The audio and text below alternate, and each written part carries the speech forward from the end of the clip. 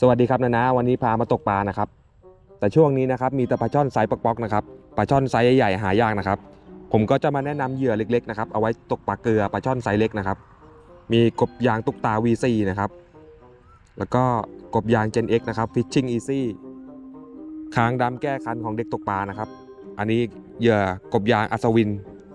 อันนี้มินิคอปเปอร์ของนาเกมนะครับเดี๋ยวผมจะมาใช้5ตัวนี้นะครับแล้วมาดูผลงานกันครับว่าจะได้ทุกตัวหรือเปล่าครับ Let's go!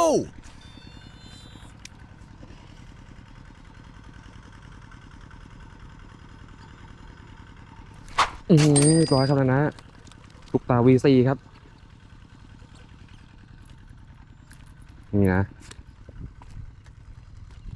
กบยางตุกตา V4 ไว้เก็บไซส์ปลาเกลือนะครับได้ผลดีเลยทีเดียวนะครับนะติดตามครับนะ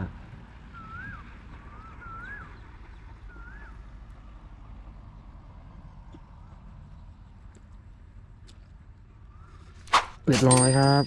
กบยางอัศวินนะครับของทารันกัดข้างหน้าเลยครับดูดดังจ้วบโอ้แต่ตัวนี้ค่อนข้างผอมเรียวนะครับนี่นะครับนะ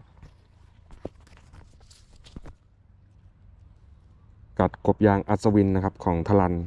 เดี๋ยวไปดูแต้มต่อไปนะครับนะ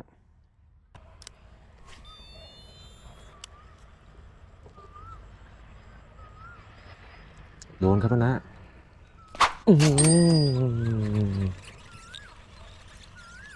โดนครับโดนครับมินิคอปเปอร์ของนาเกมนะครับ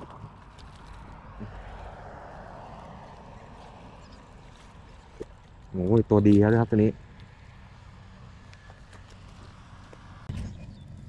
นี่ครับนะมินิคอปเปอร์ของนาเกมนะครับกัดเต็มปากเลยครับแทบกลืนเลยนี่นะ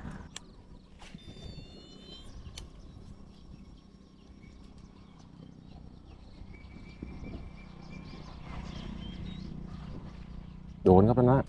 เรียบร้อยกบยาง Gen X Fishing Easy นะครับนะเล็กๆสเปคช่อนนี่เดี๋ยวตัวนี้ก็เนี่ยครับนะเล็กๆใหญ่ๆอมมิดหมดนะครับกบยาง Gen X Fishing Easy นะครับ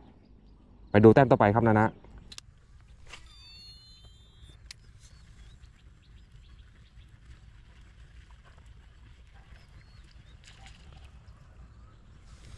เรียบร้อยครับนะขางดำแก้คันครับโอ้อมมิดเลยนะครับไม่น่าส่งเลยครับนะ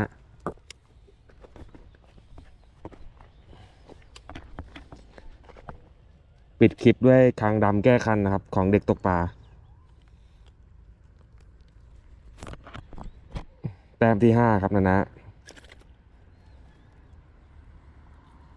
นี่คางดำแก้คันนะครับอมมิดปากเลยเหยื่อเล็กๆได้ผลนะครับ